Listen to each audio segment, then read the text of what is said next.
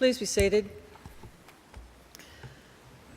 Distinguished guests, ladies and gentlemen, I'd like to invite Mr. Lex Dadd, representative of the Darug people, to offer the traditional welcome to country. Mr. Dadd.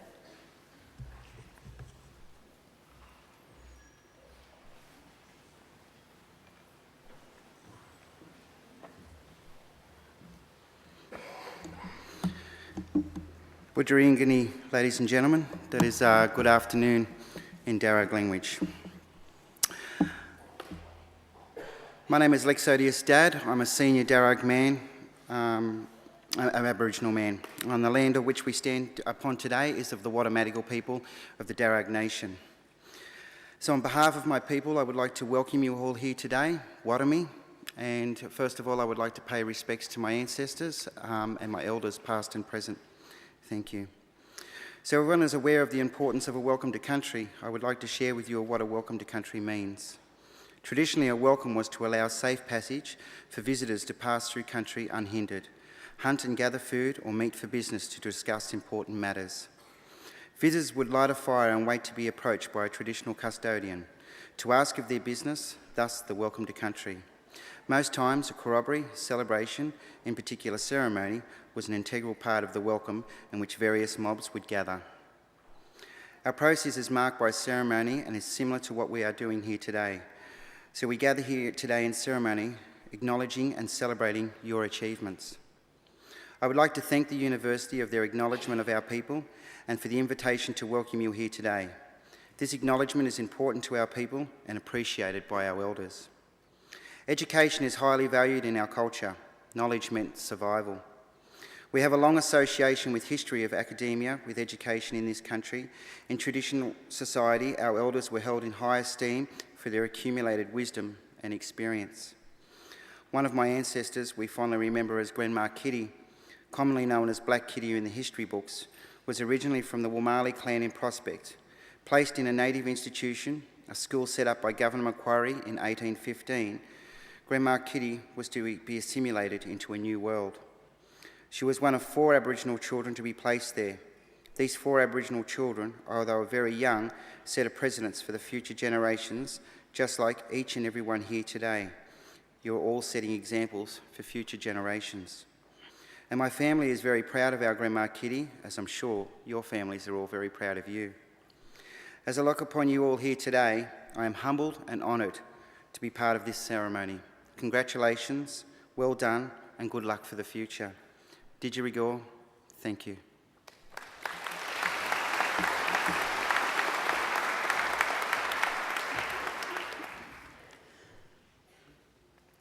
Ladies and gentlemen, I'm pleased to introduce the Chancellor of Macquarie University, the Honourable Michael Egan. Thank you, Lex Dadd, for your welcome to country. Well, graduands, ladies and gentlemen, boys and girls, it's my great privilege as Chancellor of Macquarie University to preside at this very important ceremony today. First, let me welcome all of our graduands, and we have quite a number this afternoon. It looks as though we're in excess of 200. But looking around at you, you all look terribly nervous and worried. Now, there's nothing to be worried about. Today is a celebration. Today is a joy, is a day that you should enjoy. So I want you all to take in a deep breath, smile, and just relax. Nothing can go wrong. This might fall off. If it does, we'll pick it up. If you fall over, we'll pick you up too. So please enjoy the day, because you deserve to. You deserve to take pride, great pride in your graduation.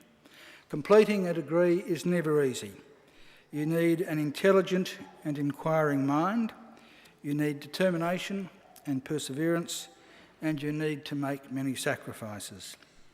So welcome and congratulations to each and every one of you. Today, I would also like to especially welcome, those of you who are sitting behind our graduands as their invited guests. Because if you think about it for just a moment or two, you've all obviously done very well too.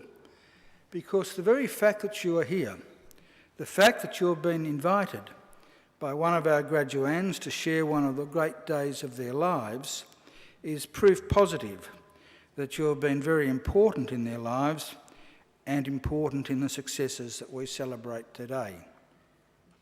So mothers and fathers, brothers and sisters, cousins, sons and daughters, grandmothers and grandfathers, friends, husbands and wives, partners, boyfriends, girlfriends, lovers, or whatever you are, congratulations and thank you for celebrating this great occasion with us.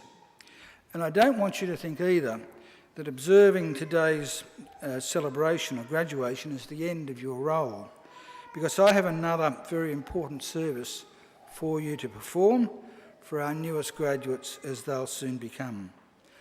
I want you to make sure that the degrees they receive today are now hey, please, don't take the baby out. We can put up with a baby crying. It won't bother us.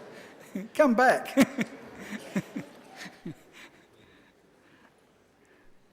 I'm sure that baby will come back as a graduate one day. So I want you to make sure that the degrees they get are never ever put in a bottom drawer, but are always proudly displayed in a position of prominence. In other words, if our graduands are too self-effacing to proclaim their own success, you make sure you do it for them. Now, the ceremony that we're about to participate in is one of the world's oldest social rituals. For centuries, graduates have been donning robes just like the ones our graduands are wearing today and participating in ceremonies just like this one. Indeed, there are some 50 universities in the world which can trace their history back more than 500 years. Now, I'm sure it won't come as a surprise to too many of you to learn that Macquarie University is not one of those 500 universities. We, by comparison, are relatively young, only 48 years of age. But in those 48 years, we've come a long way. We now have more than 130,000 Macquarie graduates living in more than 120 countries. Macquarie is a very modern and outward-looking university. We're always trying to engage with the world around us. We're regarded as one of Australia's leading research universities and are currently extending our research as we are our course offerings and facilities. Now, on your way here today, you may have seen a lot of construction work taking place. That's the Australian Hearing Hub, which is part of our university and being obviously on our campus. You might also have seen our new Macquarie University Hospital, just down there a bit, which has been opened now about 18 months and is the best hospital in Australia, but more importantly is being used by the students and staff in our Advanced School of Medicine. You may also have seen our new library, which was opened last year, which is, without a doubt, the best learning and research environment that any university in Australia can boast of. So we're looking forward, and we are on the move. We want Macquarie always to be a leader in teaching and learning, and a leader in the accumulation of knowledge and understanding. In other words, an ideal community of scholars. And graduands, in just a few minutes, it will be my very great honour to confer your degrees upon you and welcome you as lifelong members of that community of scholars we proudly call Macquarie University. Thank you.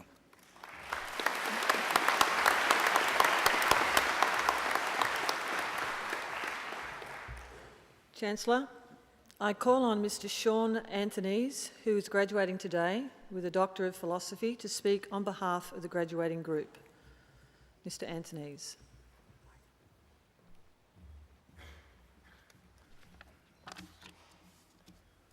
Chancellor Egan, members of the university, fellow graduates and guests, I would like to address the graduands. This day is special for all of us, and it's a day we all share and will all cherish. But I would like to consider another common experience for us graduates and leave you with a gentle challenge. One of the benefits of doing a PhD is the licence it grants you to bore people with the details and results of your work, and I'm promising not to do that today. However, as part of my PhD thesis, I consider pricing kernels derived from a particular family of utility functions.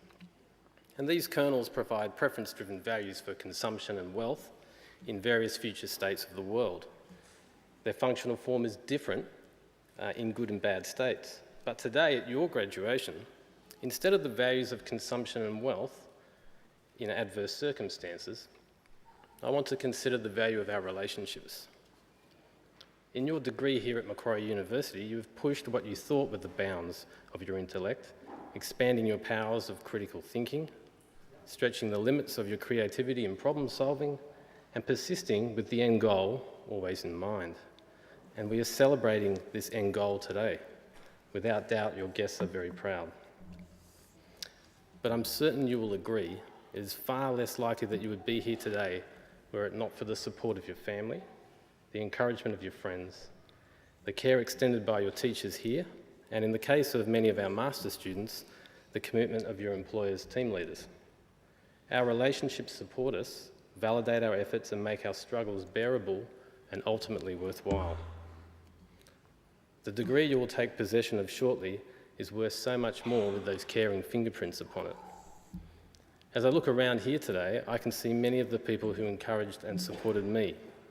My wife Jenny, my 3 boys, Dan, Ben and Elliot, my parents, an academic, Tony, who taught me advanced microeconomics with passion, and another, Anne, who encouraged me to begin the PhD. I've also been encouraged by my supervisors, friends and academics at other universities, and amazingly, many of these people have been prepared to read my work. I'm sure you can identify the people here today who have encouraged and supported you. Today, my challenge to you and to myself is to be these people, to support and encourage your partner, children, wider family, and friends and colleagues you lead at work or perhaps will lead at work, to study at Macquarie as you have, gain a knowledge and self-knowledge as you have, feeling purpose, feeling upheld, and feeling valued in all their adverse states. Thank you.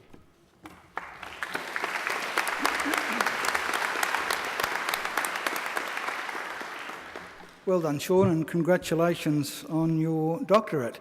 I'm glad that your parents are here and that your wife's here and that your 3 young sons are here. I think they should stand up and take a bow. Where are they? There they are. Well done. Good on you.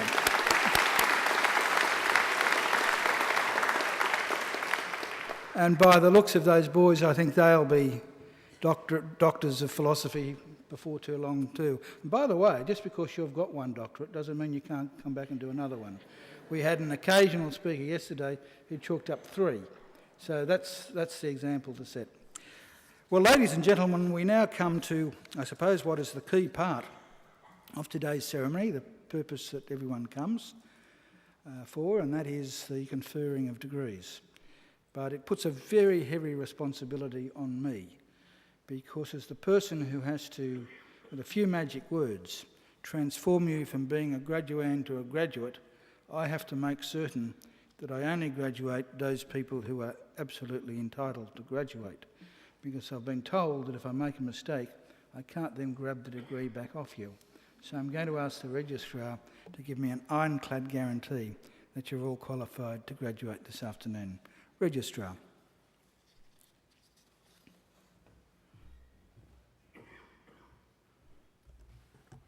Chancellor, I certify that all the candidates being presented here today and those who are absent have satisfied the requirements of Academic Senate for the degrees they are to be awarded. Would all candidates for admission to degrees please stand? Yes, that's you. Yep.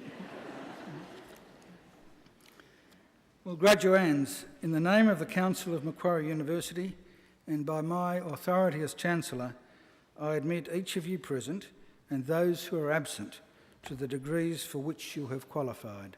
Graduates, congratulations.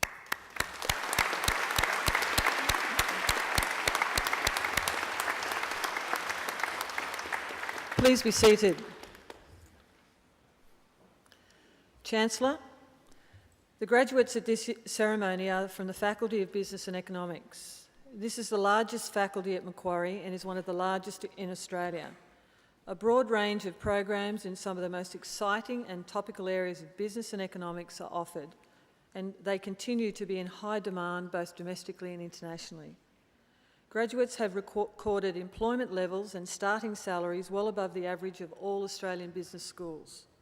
Research in this faculty is cutting edge and innovative and feeds into teaching, giving students the best possible learning experience. This faculty includes research and study areas in accounting, actuary studies, applied finance, economics, management and marketing.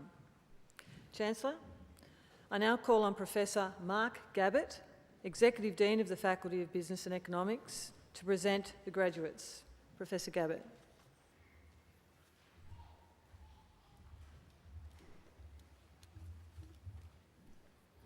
Chancellor, I present to you the graduates from the Faculty of Business and Economics whom you have admitted to degrees. I present the graduate admitted to the degree of Doctor of Philosophy, Sean Ashton Antonese, who has been awarded the Vice-Chancellor's Commendation for a thesis entitled The Implications of Firm Structural Models for Asset Pricing and Corporate Restructuring.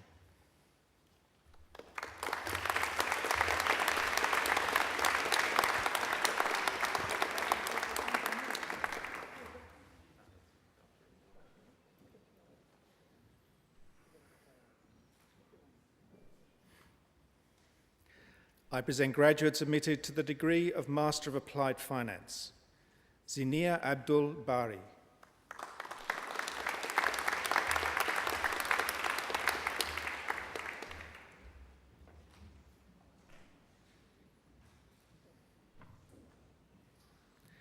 Philip Anastopoulos.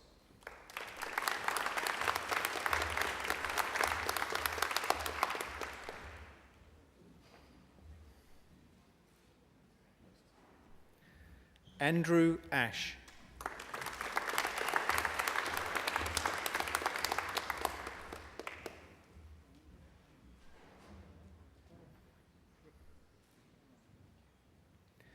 David John Barrett Leonard.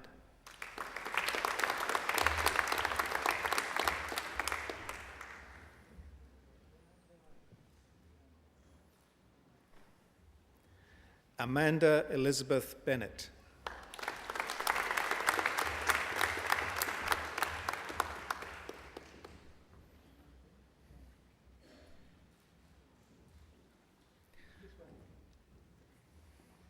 Mark Bencher.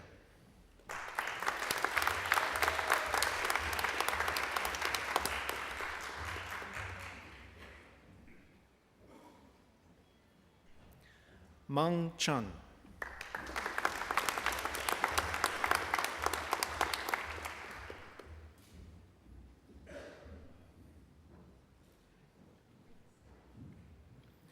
Timothy James Conley.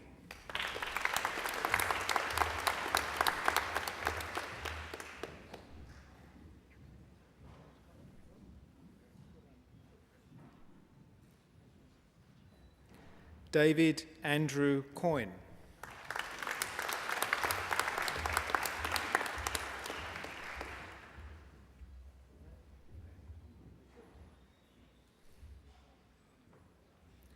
Christopher Jeremy Leith Davis Slade.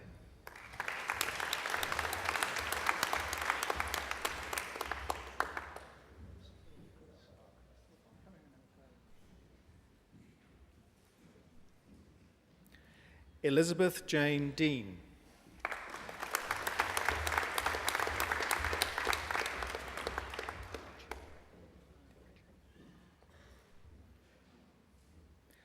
Laura Ann Dupoche, who has been awarded the Vice-Chancellor's Commendation for Academic Excellence.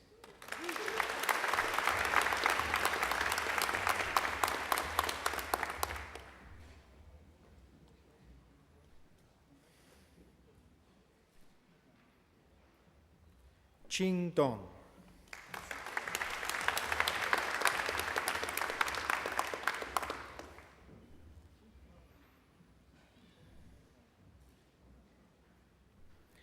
Timothy James Farrar.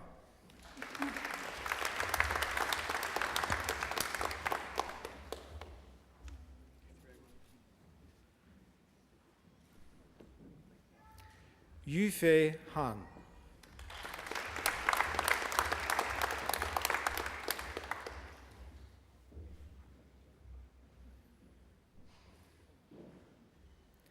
Colin Stewart Hannah.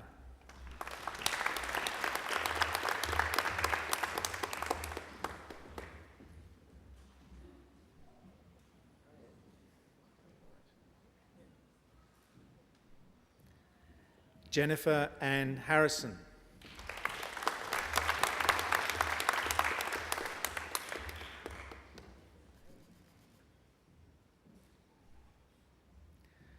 Adam Peter Judd.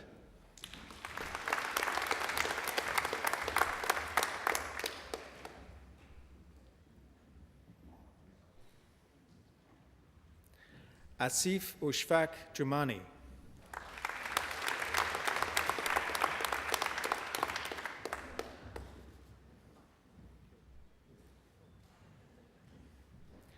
Kelly Rosina Kolak.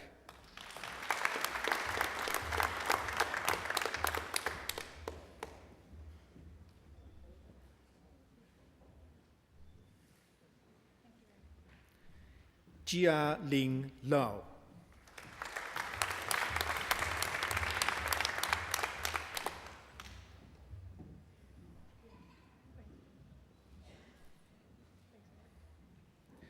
Suzanne Monica Long.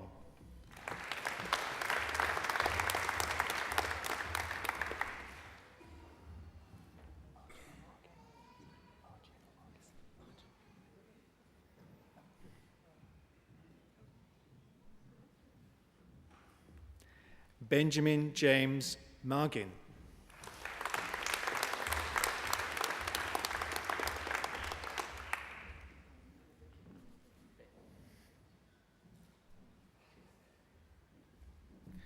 David William Roberts.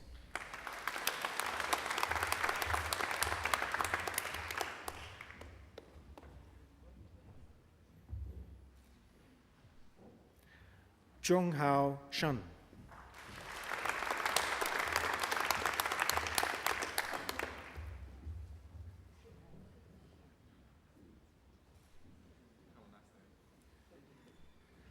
Shuonan Song.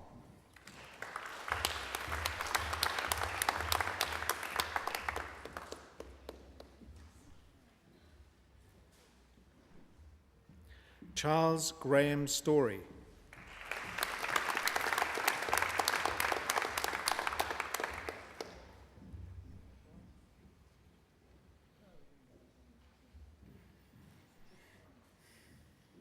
Dominic John Susky.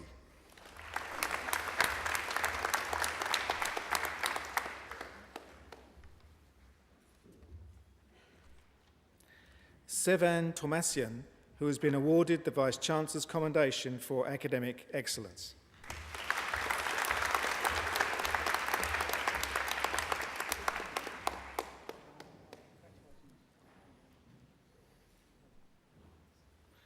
Luke Matthew Volker.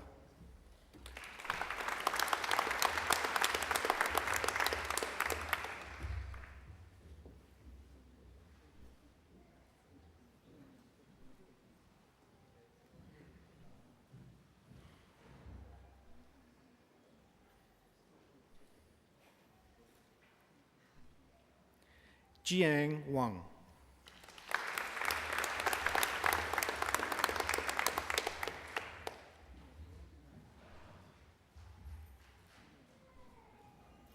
Simon James Watson.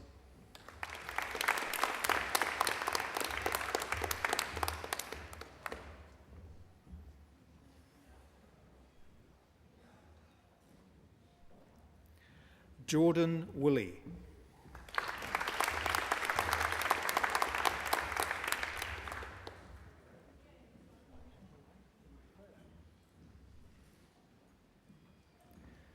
Zhejie Shu.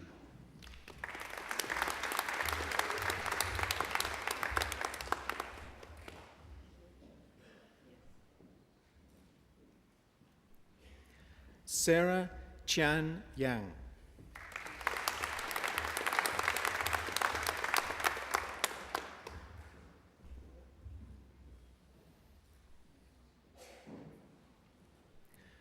Henry Yue Hang Yung.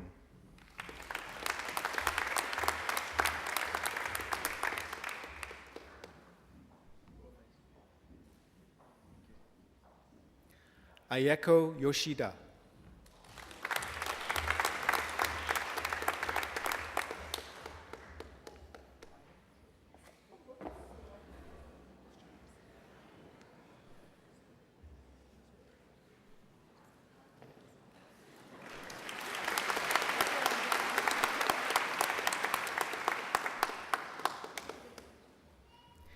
Xiao Xiao Zhang.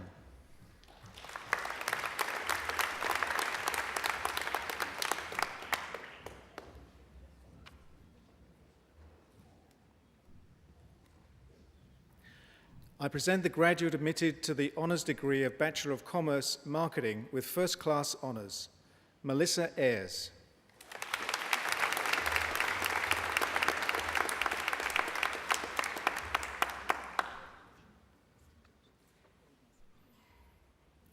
I present the graduate admitted to the honours degree of Bachelor of Commerce Marketing, Duncan James Moore.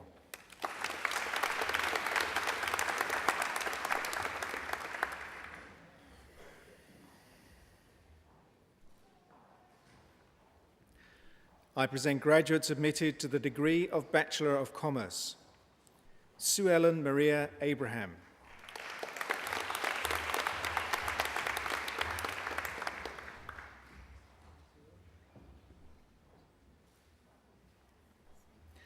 Gabrielle Adolphe.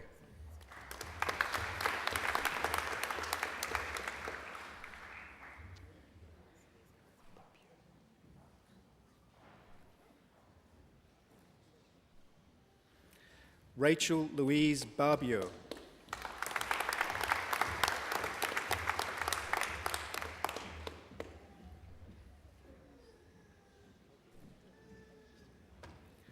Jordan Ho Hock Bay.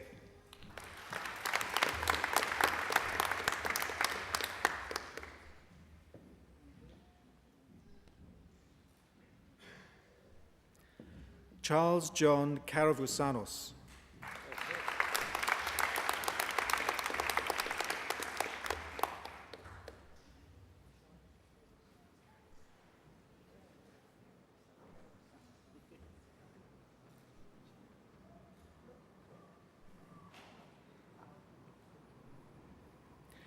Hei Man Chan.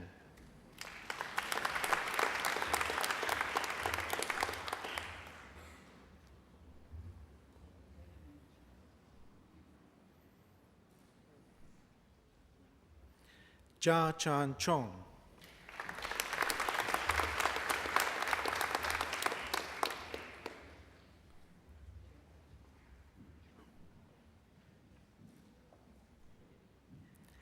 Nathan Kasumano.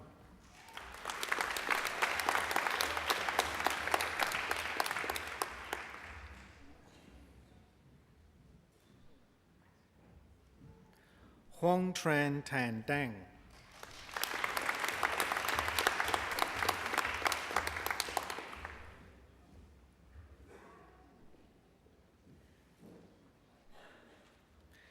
David Darjani.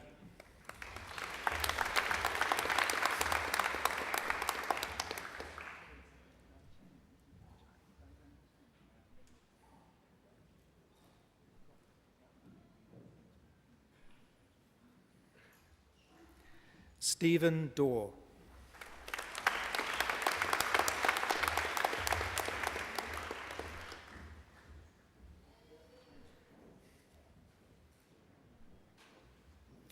Emma De Ferranti.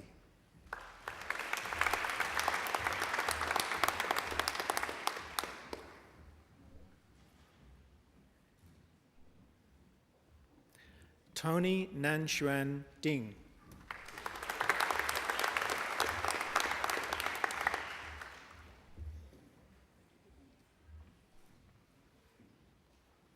Hong Trang Du.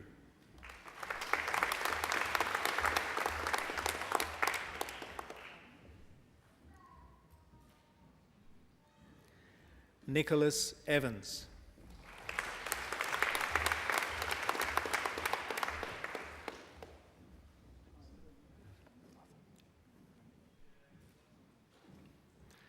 Arthur Adam Fabik.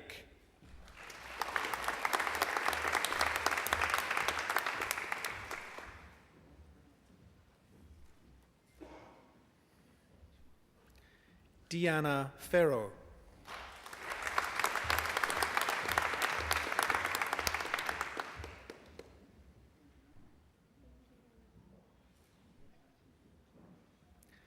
Christina Garas.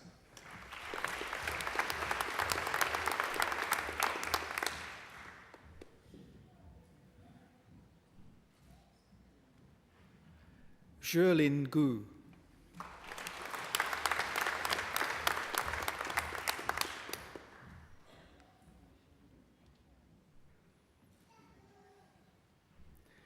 Peter Michael Hand.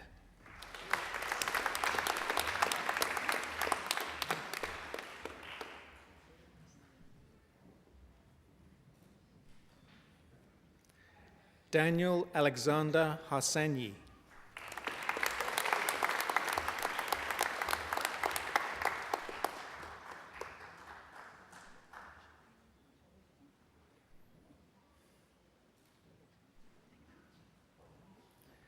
Jiaming Huang.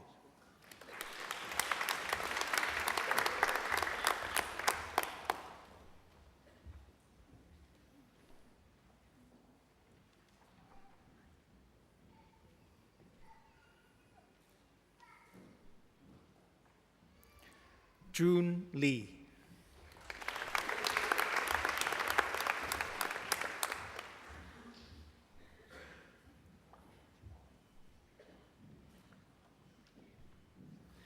Yunjiang Lim.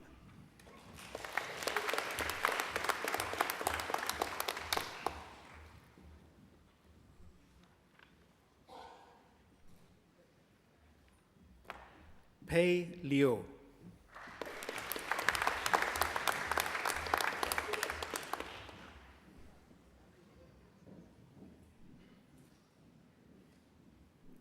Sarah Yin Liu.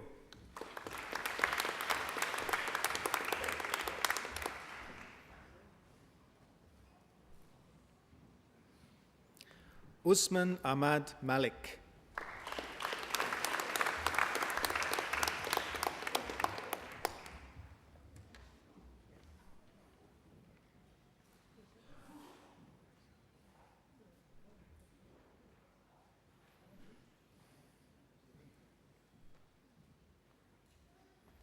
Jessica Mikhail.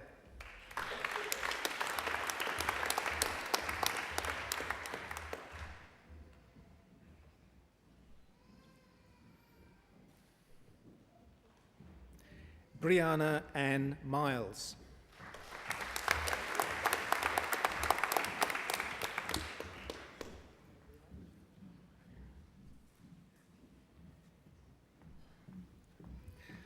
Alexander Martin Musa.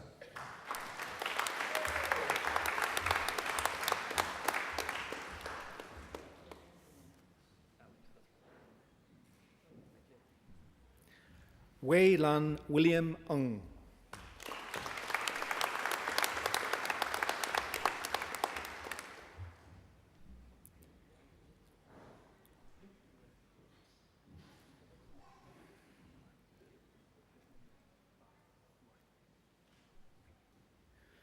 Yukon Nie.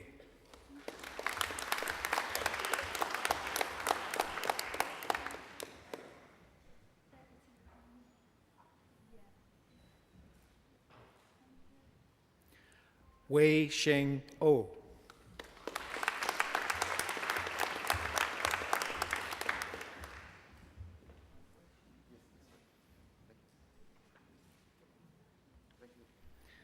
Danielle Marie Papalo.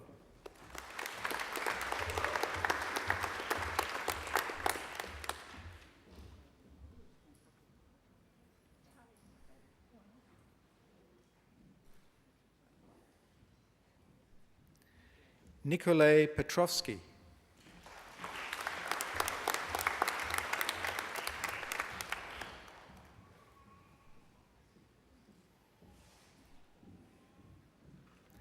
Melissa Rizanovich.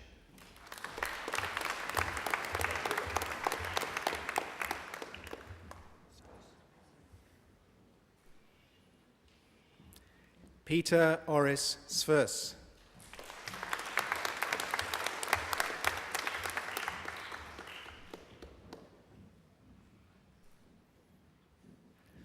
Lu Yi Shen.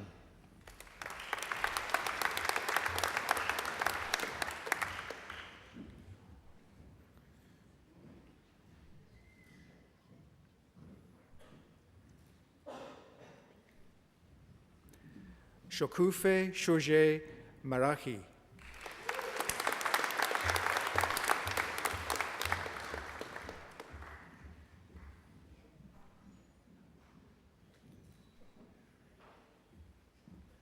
Raisha Shrestha.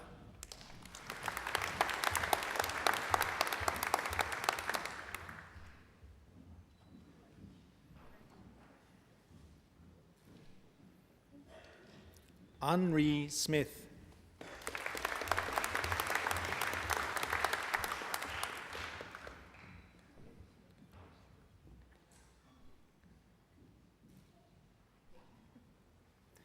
Katyusha Stepanyan.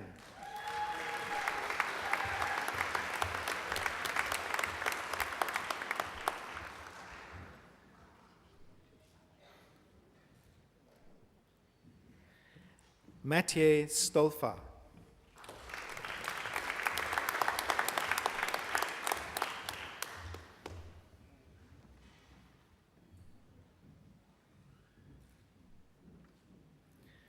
Chin Sun.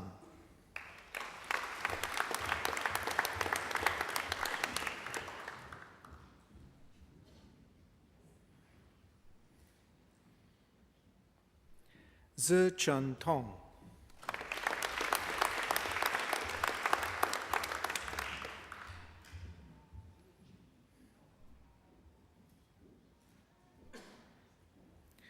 Eric Xingqi Zhe.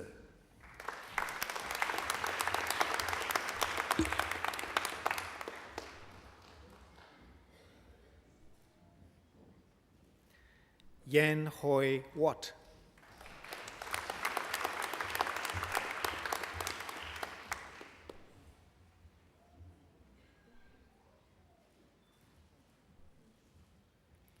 Michael Wish.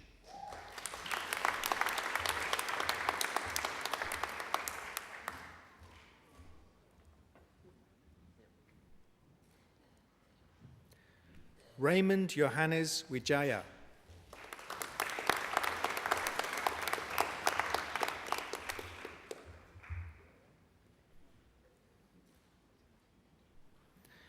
Ariane Yaguti Pham.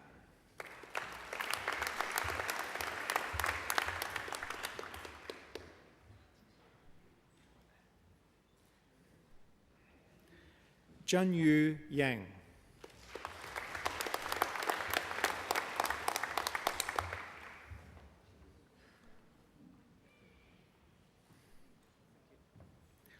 Gong Zhang.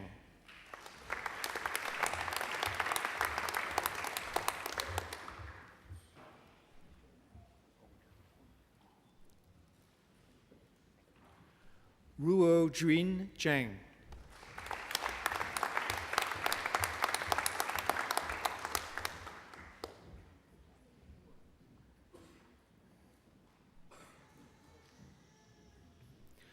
I present graduates admitted to the degree of Bachelor of Commerce Accounting. Yuet Hang Yam.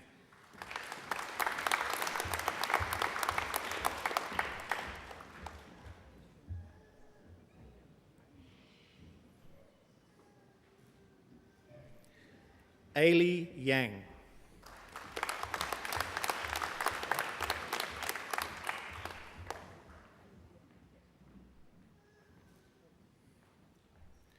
Hei Ning Yang.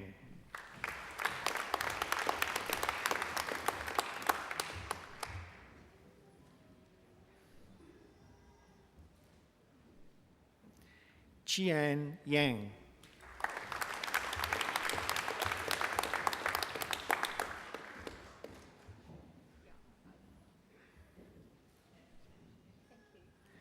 Xiaoting Yang.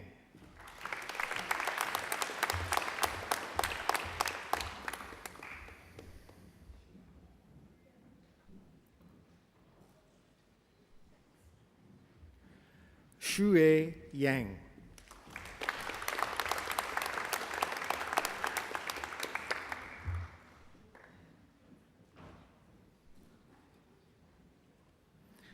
San Hong Ye.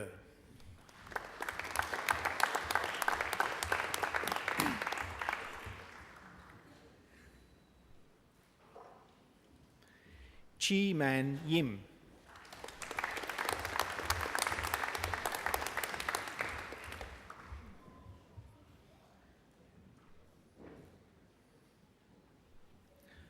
Chun Shi Yu.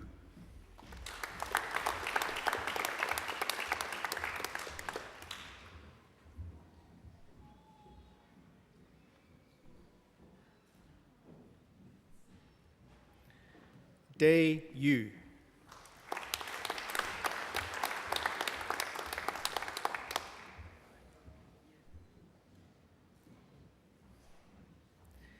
Xin Chao Yu.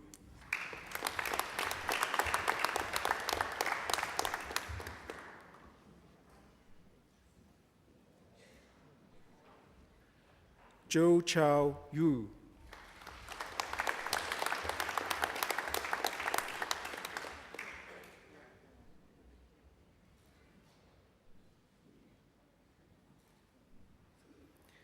Henry Hing Chenong Yuan.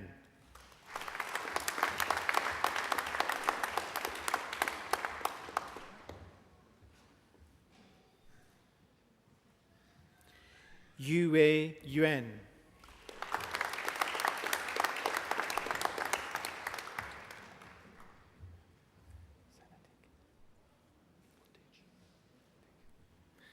Kate Zanatic.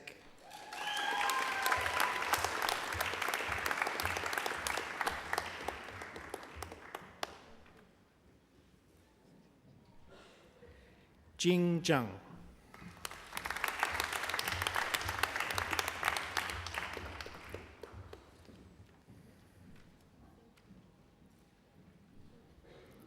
Lu Wen Zhang.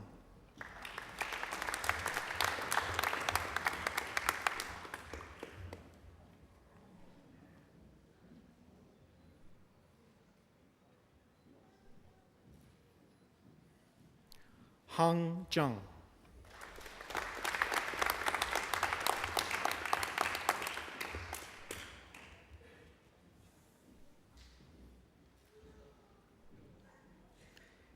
Miao Han Zhang.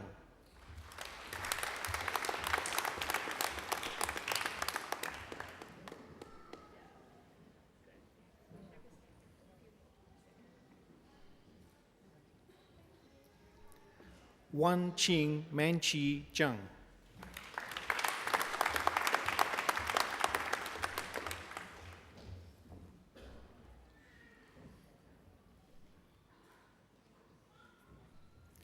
Xiaolei Zhang.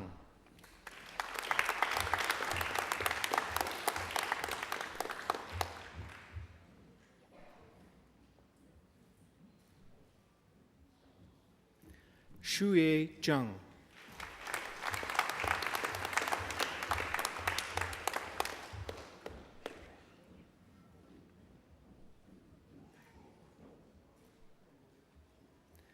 Yuran Zhang.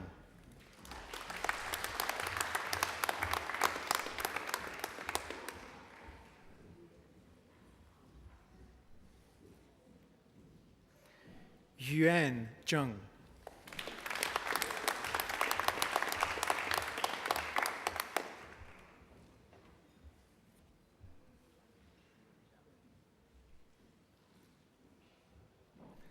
Lin Lin Zhao.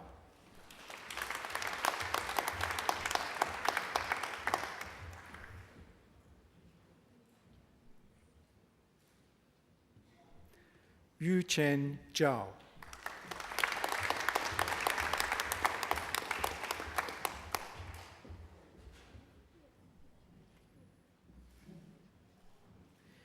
Yuan Zhou.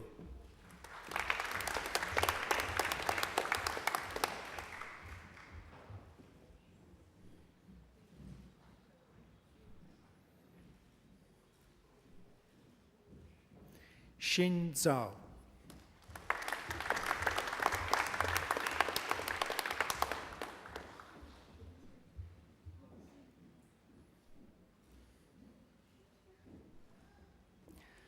I present graduates admitted to the degree of Bachelor of Commerce, Marketing. Gashtab Amini.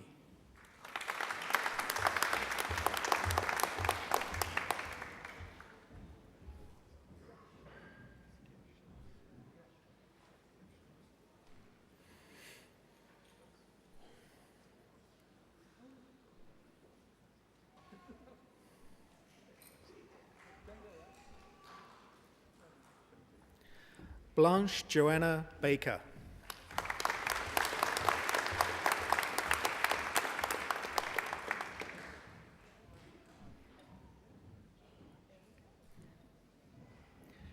Dimitri Bidney.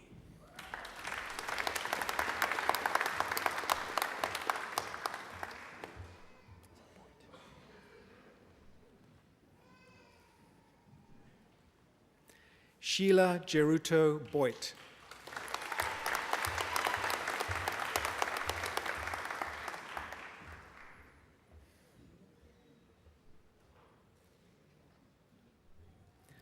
Luke Bradford Brown.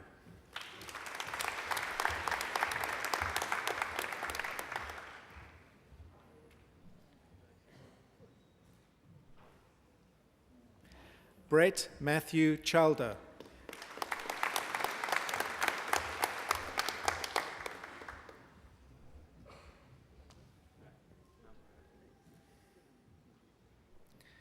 Jackie King Fei Chun.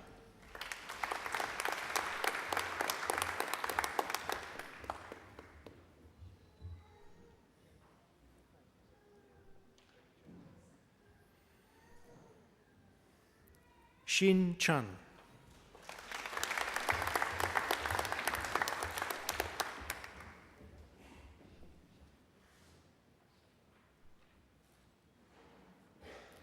Chi Lan Chuang.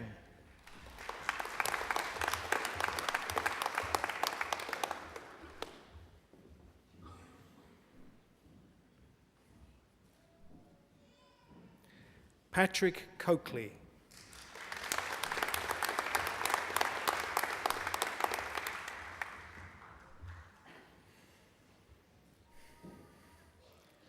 Philip Dimitriadis.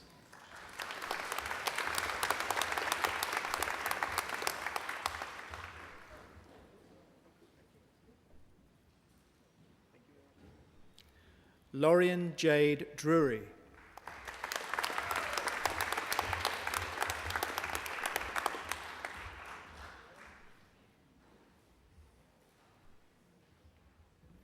Sebastian Elgar Cox.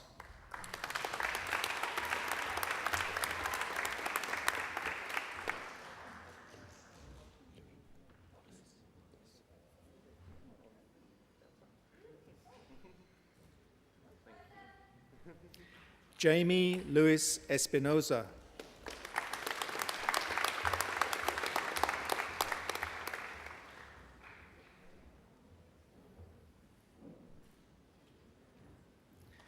Ming Pin Fan.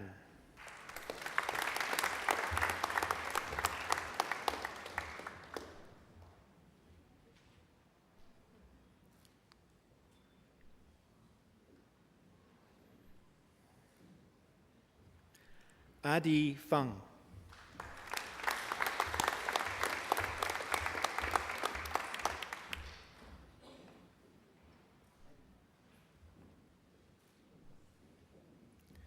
Alice Emily Frayne.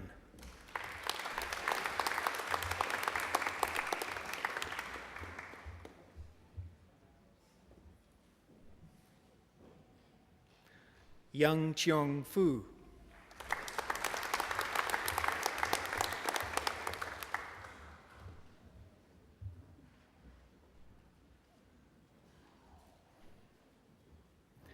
Ronnie Hock Him Fung.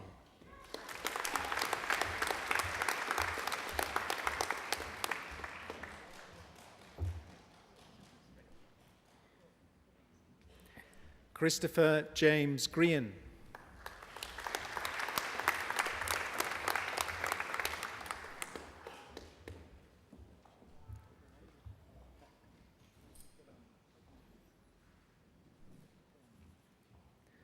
Derek John Hambrett.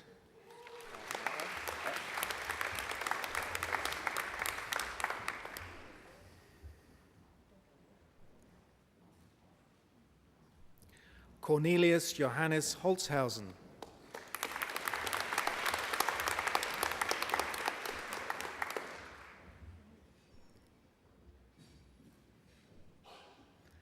Aaron William Jansen.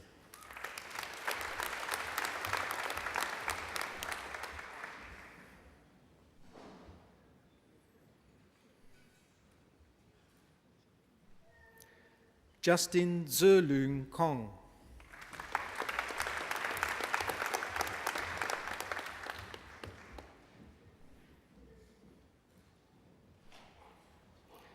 Melanie Christine Lawler.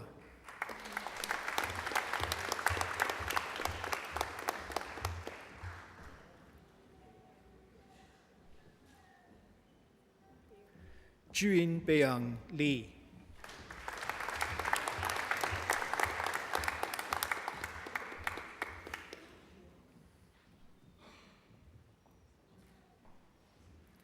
Tyson Liu.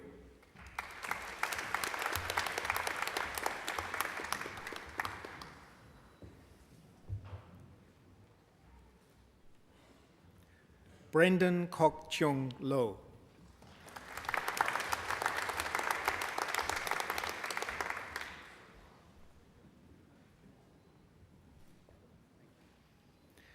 Richard Liu.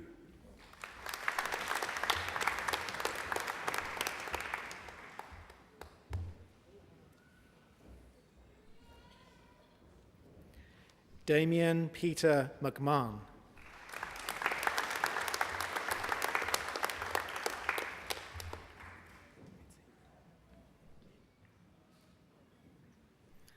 Anthony Charlie Mitzi.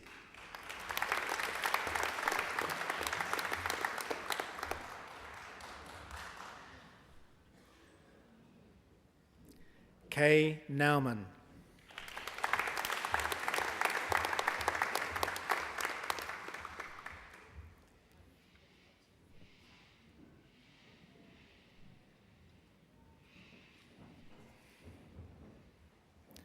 Robert Neliopsis.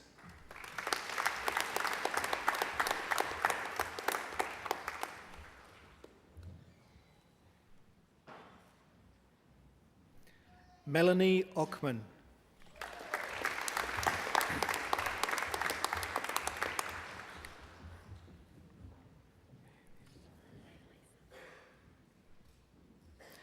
May Lisa Owen.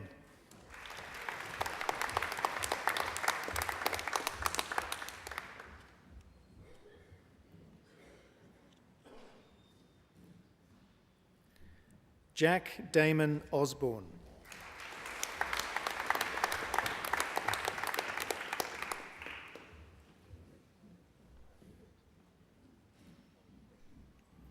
Michael Paps.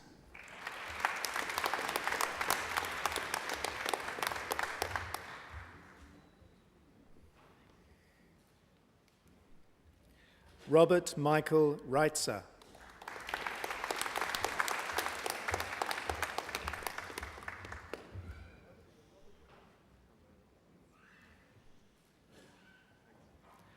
Melissa Ristick.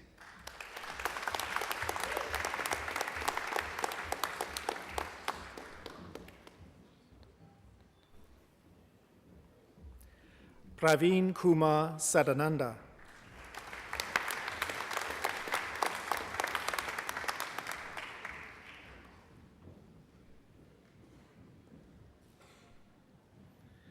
Hannah Megan Savage.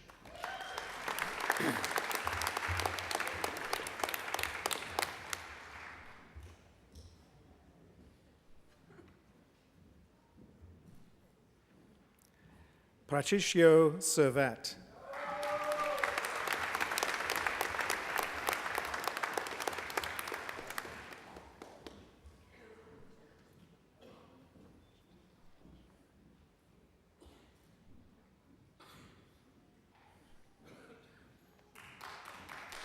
Shu Setogawa.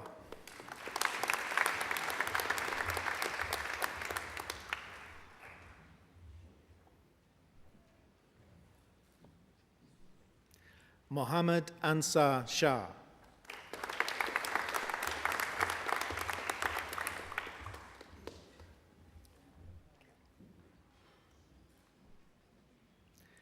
Gil Joseph Sneer.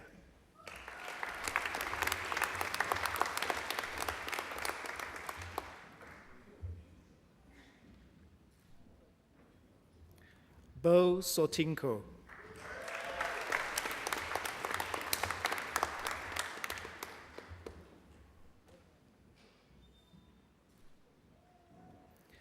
Cameron Simon Stevens.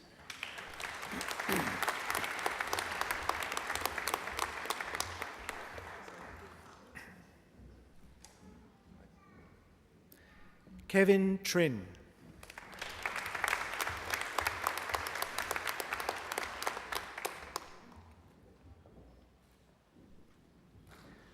Min Wang.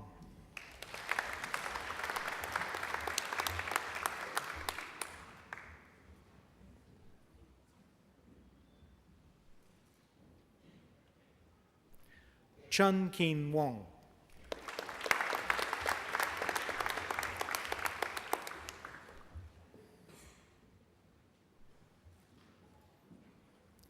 Stephen King Bond Wong.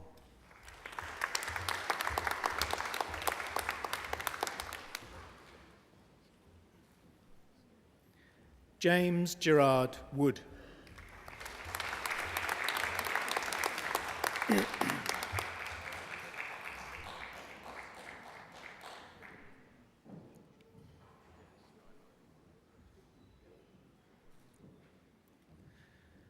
I present graduates admitted to the degree of Bachelor of Commerce Professional Accounting.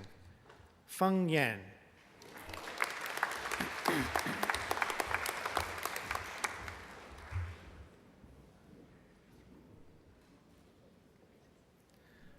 Hao Qing Yan.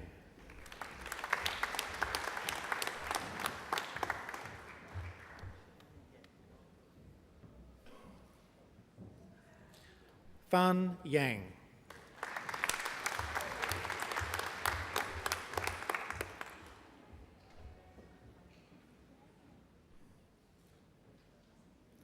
Xin Yang.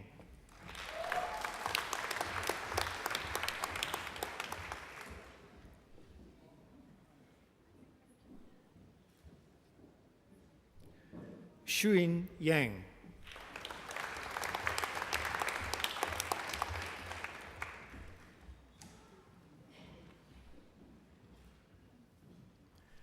Zhe Yang.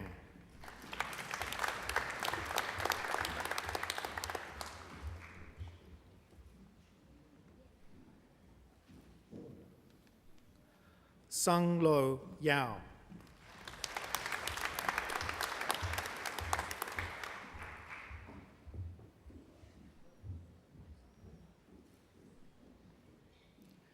Nuo Ye.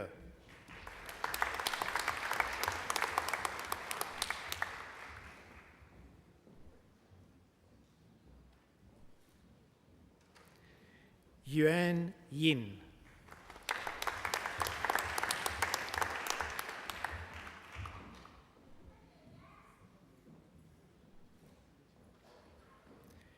Jie Ying.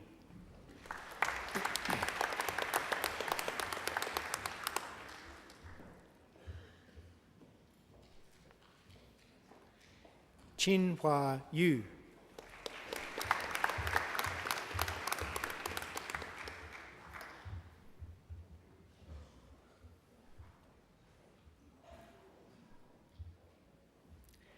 Chiang Yu.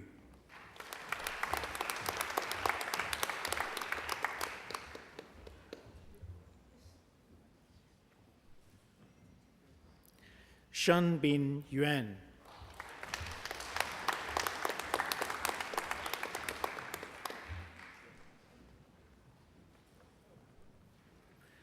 Zhang Yuan.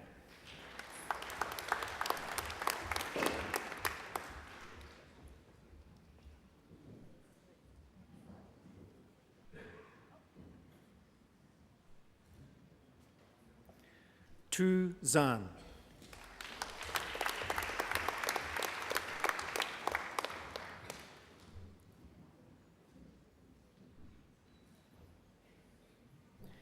Yi Chan Jia.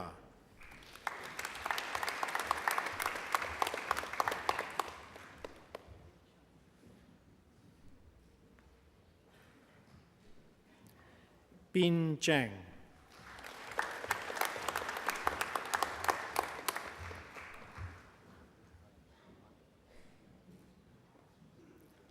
Hang Zhang.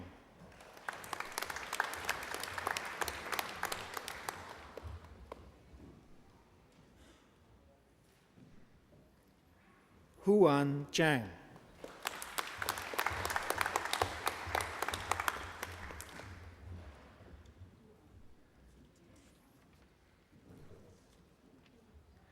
Jing Zhang.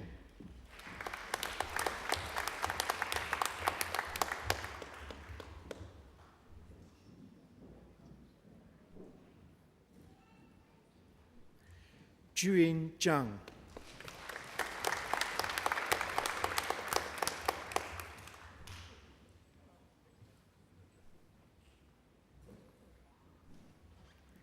Ni Shang Zhang.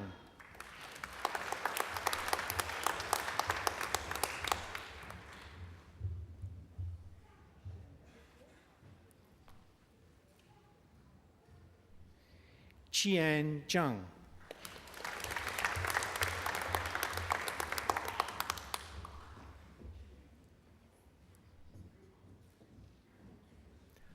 Roy Zhang.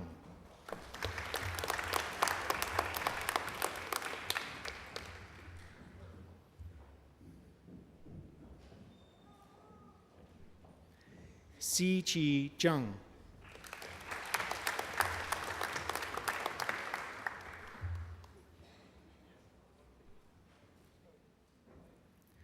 Tao Zhang.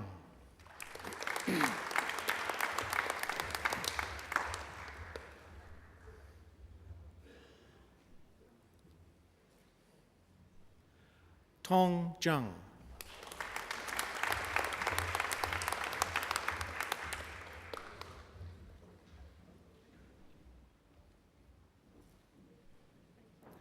Yu Chi Zhang.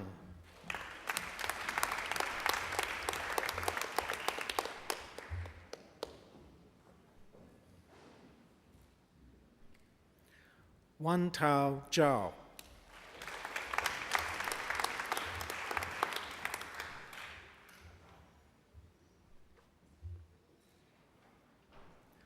Hao Jie Zheng.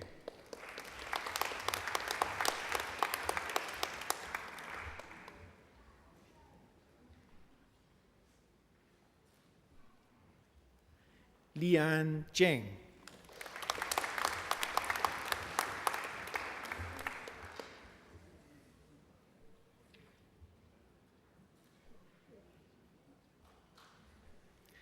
Yan Zhong.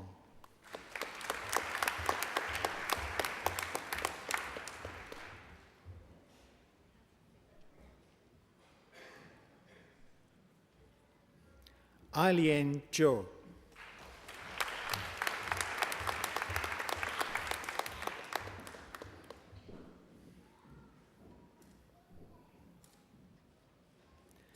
Lin Zhou.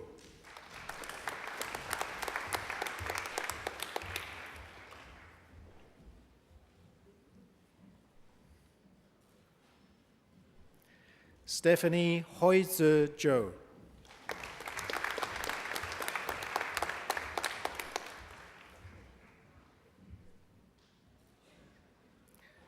Hang Zhu.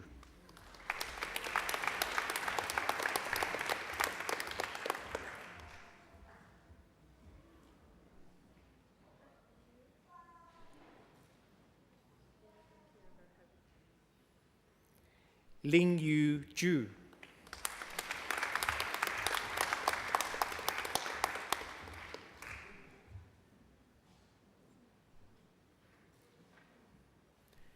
Pei Shi Zhu.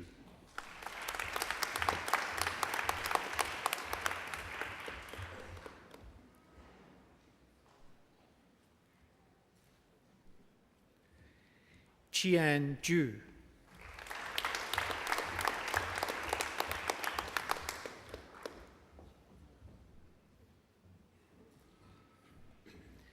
Qian Wen Ju.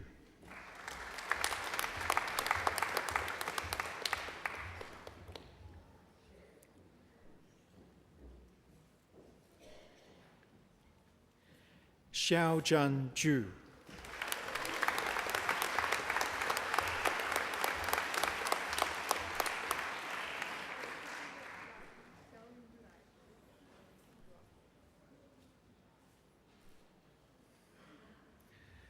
Chancellor, that completes this afternoon's presentation of the graduates from the Faculty of Business and Economics.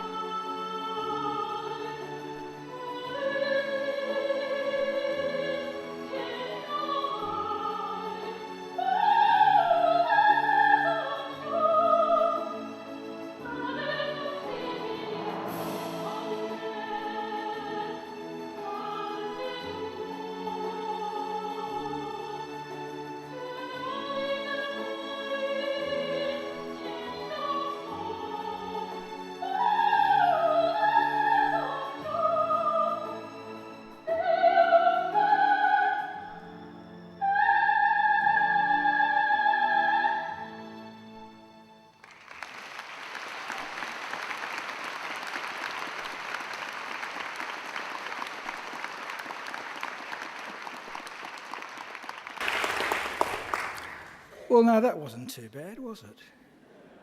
That magnificent voice belongs to Angela Brewer. Would you like to hear Angela sing a little bit more? Okay, it's very simple. you enrolled in another degree, come back, and I promise you she'll be singing at your next graduation. Now, you might have seen me at the beginning of the ceremony go over and say a few words to her. That was because this morning we had the former Prime Minister, Paul Keating, give an occasional address. And he was quite taken with Angela singing, and he tried to see her afterwards and couldn't find her. So he threatened me that I had to go and tell her how magnificent she was. So if ever you run into Paul Keating, you can tell him I did what he asked, okay? Well, ladies and gentlemen, I think Angela deserves another great round of applause.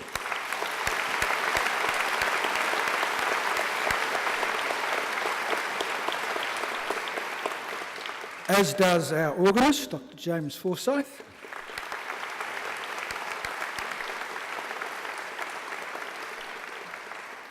And our trumpeter, Melanie McLaughlin.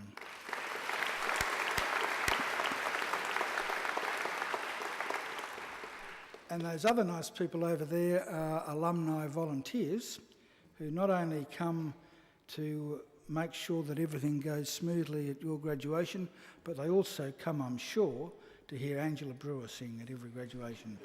Thank them, Carol.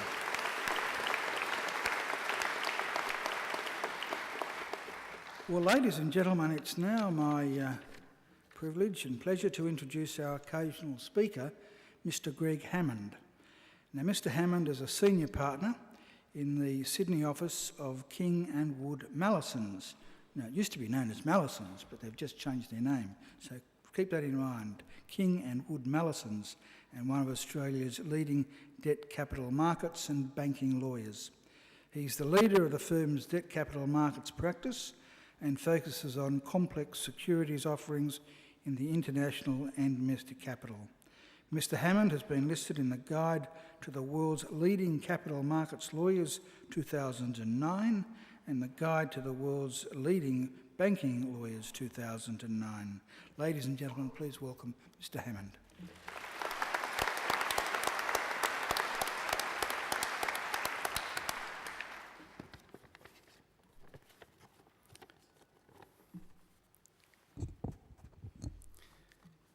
Chancellor, members of the University, graduates and guests. Can I begin by adding my congratulations to all those who've graduated today, the culmination of days and months and years of hard work and endeavour. I'd also like to express my thanks to the University for the invitation to deliver the occasional address this afternoon. Although I'm not a graduate of the University, I've had a long association with it. From my secondary school years living in Eastwood, when I visited the library on many occasions, through to governance roles with the Centre for Middle East and North African Studies and Robert Menzies College, but perhaps more appropriately today, a 20-year link with the Applied Finance Centre. My link with the Centre has predominantly been in teaching courses in finance law, perhaps not surprising for a debt capital markets and banking lawyer. But the focus has been to help students understand the various ways in which the law influences, impacts and constrains economic activity, in particular in the regulation of financial institutions and in the design of products such institutions provide their customers. How does the law both magnify and mitigate various risks in the finance sector? In the initial lecture in one of those courses, we consider the relationship between community values, ethics and morals on the one hand, and the law on the other hand.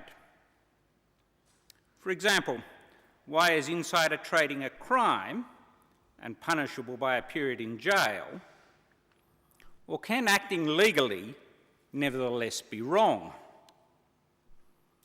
It is this theme which I want to discuss this afternoon. I completed my tertiary studies in 1982 and commenced as a solicitor with a firm then known as Stephen Jake Stone James, now known as King and Wood Mallisons, following a combination with the leading Chinese firm King and Wood last month. We did not have an induction program, nor do I recall the firm having a specific vision, mission, or statement of values. Of course, there was and remains a deep tradition of ethical behaviour and rules which apply to the practice of the law and the conduct of solicitors. Now, nearly 30 years on, we have both an induction program, which I'm told lasts 4 days, and a clearly stated vision and values. Our vision and values are the backbone of how we work and behave. They are part of our brand promise as a firm to our people and to our clients, and they are designed to ensure that we make a difference. Of course, law firms are not unique. Well, at least not unique in this aspect. Many companies and organisations have statements of vision, mission and values. Sometimes different words are used. For example, if you look at the university's academic plan, you'll find a vision, a purpose, a mission, strategic aims and objectives, strategic enablers and values. If you take the time to look at these various statements that organisations have adopted, one of the common themes is illustrated by the following words: integrity, honesty, ethical behaviour, trustworthy. As you mark the end of your current studies and commence or continue working in your chosen field, I'd like to offer some observations on the values illustrated by these words. I have no doubt that many of the companies and organisations that you will work for or currently work for have statements which use these words or similar words. I want to make 3 observations which in my practicing life have been important in upholding these values. First, the importance of being yourself. Some of you may have read the Easter weekend edition of the Australian Financial Review and observed an article entitled Lazarus Act, God is Back in Business, which profiled the Chancellor's, well, one of the Chancellor's successors as Treasurer of New South Wales, Mike Beard, who was quoted as saying, "In a parliamentary context, I don't view my role to legislate my faith. I see myself as a steward. My role here is to serve, not to be served." Nevertheless, it was clear from the article that Mike Baird does not accept that there should be a private-public divide, or in his case, a Sunday-Monday divide.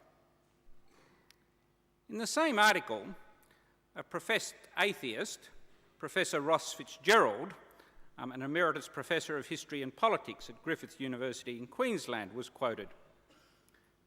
"I would have thought if someone is a fully rounded human being, they need to put their beliefs on the table. In my view, this applies equally to those of religious faith, and there are many, and those with none, and those somewhere in between. In my experience, being consistent in your dealings with clients, staff, and people in general is a key ingredient to being a person of integrity and behaving with the highest ethical standards. In being inconsistent in your dealings is the edge of a slippery slope which leads to engaging in misleading or deceptive conduct. For those of you who have some memory of having studied finance law in the Master of Applied Finance course, you will know that the concept of misleading or deceptive conduct is at the core of our regulation of financial services in Australia. It's hard to be consistent if you segment parts of your life and behave differently in different spheres. My second observation is do not deceive yourself or others. There are endless debates as to whether it is acceptable not to tell the truth, or not to tell the whole truth, and if so, when. I was recently lured to a surprise function to celebrate the 25th anniversary of my being admitted as a partner of my firm. I was lured to that function on a false premise. I thought I was going to meet with a client. However, it's not this type of behaviour that I'm speaking about, but rather the deliberate telling of a lie to gain an advantage for oneself, one's employer, a friend, or someone else. Being dishonest. Of course, lawyers love to define words, and judges have attempted over the years to define dishonesty. This has proved elusive, and there are a number of statutes in Australia that now simply define dishonest to mean dishonest by the standards of ordinary people. Most of us know dishonest behaviour when we see it. It was recently illustrated for me by a joke. It's an Irish joke and perhaps politically incorrect, but let me share it with you. Seamus and Paddy were sitting in a pub one afternoon. Paddy was looking glum, and Seamus asked what was the problem. "Oh, I'm trying to sell my car. I've polished it and cleaned it inside and out. It looks like new." Seamus asked, "How many kilometres has it done?" 129,000, replied Paddy. Seamus responded, "No wonder you can't sell it. Let me tell you what you need to do. Wind the speedometer back." Next week, they were again sitting in the pub, and Paddy was beaming. Seamus asked, "So you sold the car?" "No," replied Paddy. "Why would I sell a car that's only done 10,000 kilometres?" It's not my intention to stereotype a particular nationality in telling that joke, but rather to highlight the risks in not telling the truth, in speaking lies. Ultimately, it leads to you deceiving yourself, not only others. It can lead to broken relationships and breaches of the law, but it will also lead to a loss of integrity. The third feature that I want to highlight this afternoon is the necessity to build a community of trust. In her book, The Economics of Integrity, Anne Banzank argues that integrity has two components. The first is being trustworthy, following the rules, telling the truth, being careful on the job. And the second is having trust in others. We build integrity if we work on the DNA of trust. The simplest illustration of how to build trust that I know is a 5-word quote from a former US Supreme Court Justice, Louis Brandeis. He said on numerous occasions, "Sunlight is the best disinfectant." Refers to the benefits of openness and transparency, and illustrates that the most credible and respected companies operate in an atmosphere of avowed openness. Such an atmosphere builds trust. In reviewing the book I referred to earlier, The Economics of Integrity, Ross Gittins, the Sydney Morning Herald journalist, made a similar observation. Disclosure means a systemic effort to share facts openly. When behaviour is hidden, then temptation to deal dishonestly can be too great to resist. At times I've been asked by clients to advise on transactions, which, whilst legal, have given me concerns. I found it helpful to advise about the risks of publicity and ask whether the client would be happy for the transaction to be disclosed on the front page of the Sydney Morning Herald or another newspaper. Relationships of trust are a key to economic prosperity. You know that. You deal with businesses you trust, judged by a company's or organisation's reputation and your own experience of it. This is particularly so in an advisory business, a solicitor, for example, but for some of you, an investment banker, a financial planner, an accountant, or some other profession of advice in the future. Graduates, in many ways the values of openness, honesty and trust have enabled you to succeed at the university. They are values espoused by the university, and I hope each of you. As you celebrate the hard work and achievements of 2, 3 or more years in earning the degrees which have been conferred today, I hope that you'll remember that openness, honesty and trust are also the basis for success in the world beyond the university. Thank you for taking the time to listen to me this afternoon, and once again, congratulations on your achievement, which have been recognised today. Thank you.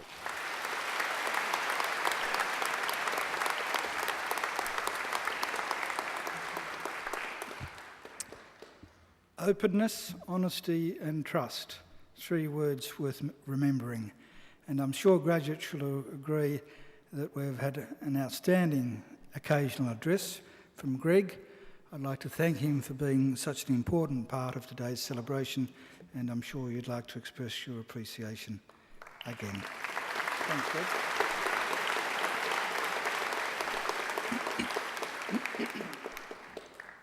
Well, graduates, this ceremony marks the end of one stage in your relationship with Macquarie University, but it is certainly not the end of your association with Macquarie. From today on, for the rest of your lives, you are part of the bigger Macquarie family, which is our alumni, and part of the network of Macquarie alumni, which now spans the globe. We'll keep in touch with you through our alumni program, which is focused on lifelong learning, lifelong support, and lifelong connections.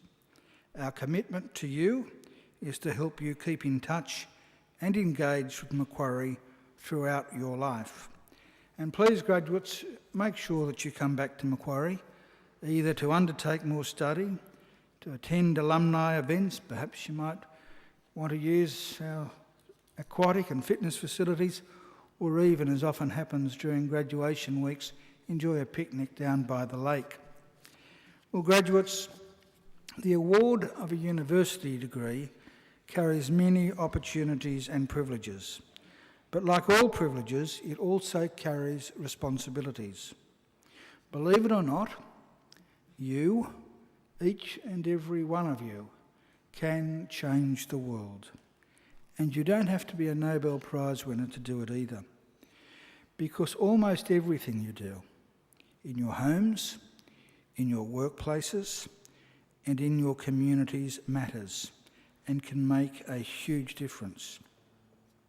The consequences of every effort, every action, large or small, can reverberate through society, through the decades, indeed the centuries.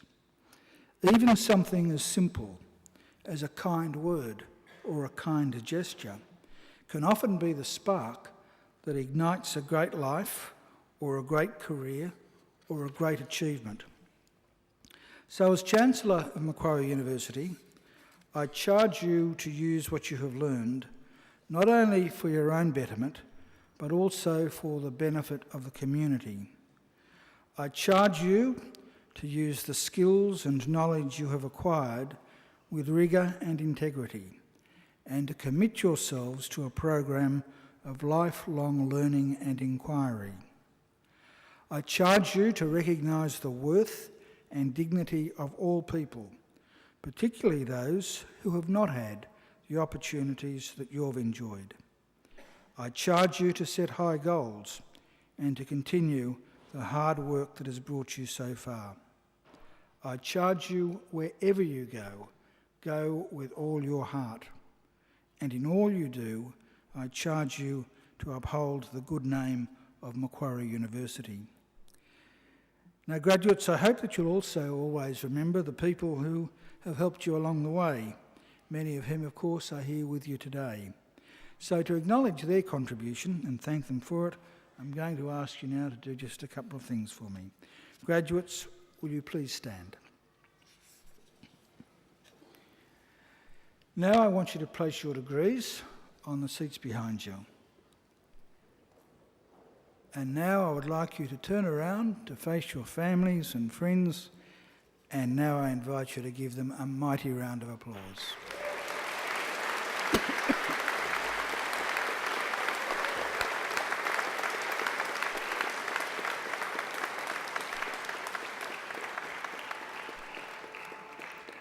Now you can turn around, but don't sit down.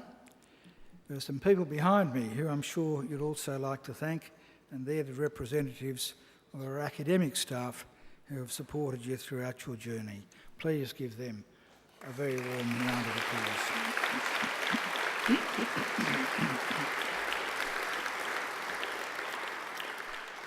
Well, ladies and gentlemen, the official party will now leave the courtyard through the centre aisle and will be followed by all of the graduates. I would invite you all now to please stand and to remain standing until the last of the graduates have processed out. And then I hope you'll all join us at the University Court for some light refreshments. Well, graduates, I wish you the very best for the future. And in the words of the old Irish blessing, may the road rise up to meet you. May the wind always be at your back. May the sun shine warm upon your face and rains fall soft upon your fields. And until we meet again, may God hold you in the palm of his hand. Thank you, congratulations and good luck.